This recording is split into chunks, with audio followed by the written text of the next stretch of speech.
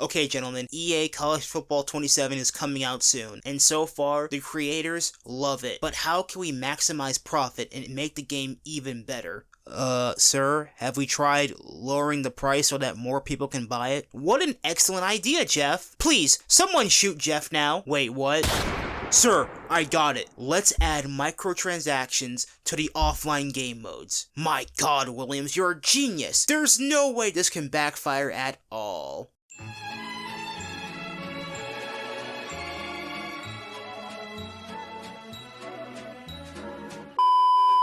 The third installment of the EA College Football series was due to be released on the 9th for pre-orders and the 10th for worldwide release. And based off what was being said by creators at the time, College Football 27 looked like it was going to be the best game so far of the revamped College Football series. But little did we know, we were all in for a nasty surprise. On July 7th, YouTuber Bordeaux tweeted this out. I don't like being blindsided by microtransactions and removing features hidden behind all this new shiny stuff. I like the game a lot. The devs did a great job. Whoever made the microtransactions decision did not. Hashtag college football play don't play. Yep, you read that right. Your eyes are not deceiving you. The decision makers at EA decided to add microtransactions in the Road to Glory and Dynasty game modes. 2 offline game modes.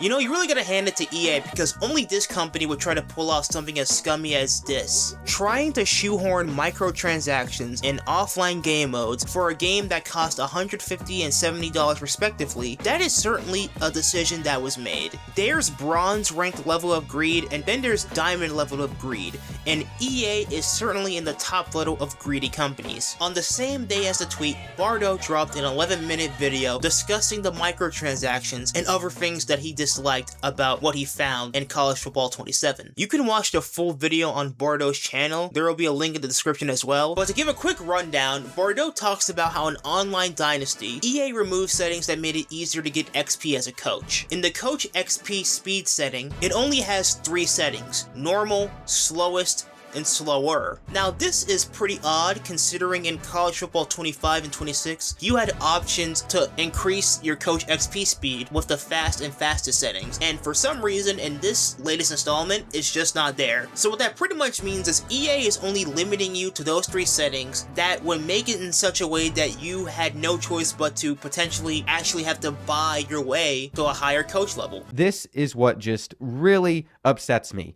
The fact that you could spend 12,000 points. This is Ultimate Team stuff that I've seen in past games. Now it's in single player modes. If you wanted to purchase this, they take you over to the store. You don't have the funds for it.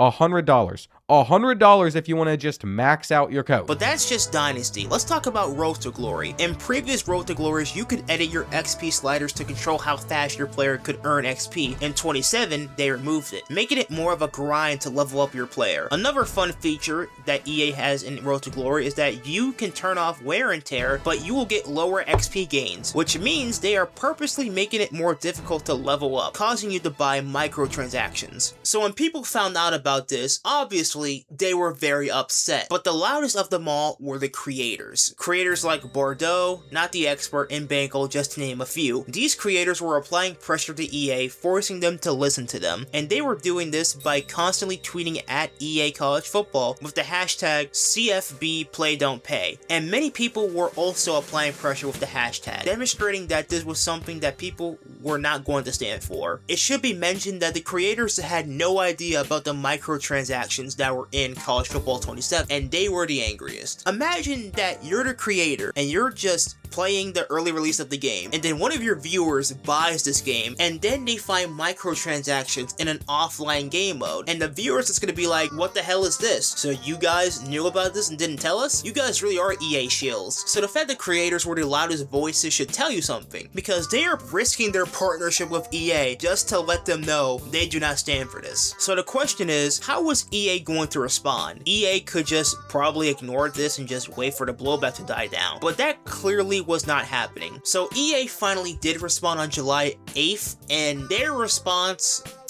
left a lot to be desired. Instead, EA creators were sent out a fact sheet by EA which detailed talking about Dynasty, Road to Glory, progressions, and all that stuff. And EA was pretty much just doubling down on microtransactions and not really, saying much of anything or apologizing. The fact they were using EA creators to push this message without directly addressing anything is pretty pathetic. Also on the same day, they dropped a community update. I'm not gonna read the full thing, I'm gonna leave the link in the description below, but here are my two favorite parts of this community update. Progression has been redesigned around earning weekly XP through gameplay and upgrading individual ratings and abilities throughout your career, as part of this redesign with progression being tied to gameplay performance. Players are rewarded more XP by playing on higher difficulty settings. Depending on your starting recruit level and performance on the field, you can generally expect to reach the mid to high 90s by your junior year. You can still reach 99 overall through gameplay alone. Your chosen recruit path affects how quickly you get there. A 5-star elite recruit will progress faster than a 2-star underdog, but your performance on the field is ultimately the biggest factor in your overall progression. But this next part really is my favorite about wear and tear. Just listen to this. Wear and tear also plays an important role in Road to Glory because its core part of the weekly player management progression is balanced around wear and tear being enabled. Wear and tear can be disabled, but doing so reduces XP gain to offset the gameplay advantage of no longer needing to manage your player's health. We'll continue to monitor feedback on Road to Glory as more players are jumping in for a worldwide launch. To offset the gameplay advantage of no longer needing to manage your player's health. My brother in Christ, what are you talking about? Why are you talking about balancing advantages in an offline game mode, EA? Like, what are we doing here? Yeah, so obviously, this,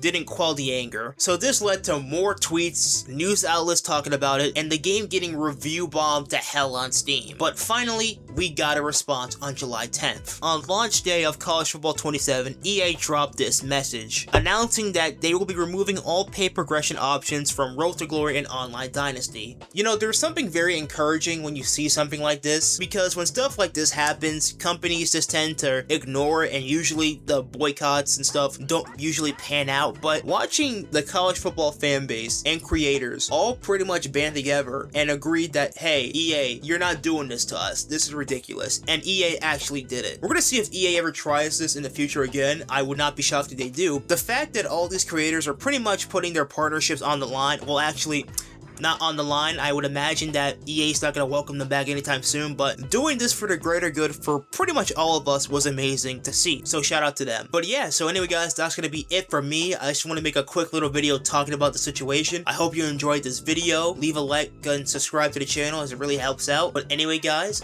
that's all for me. I am OneDubs. Thanks for stopping by.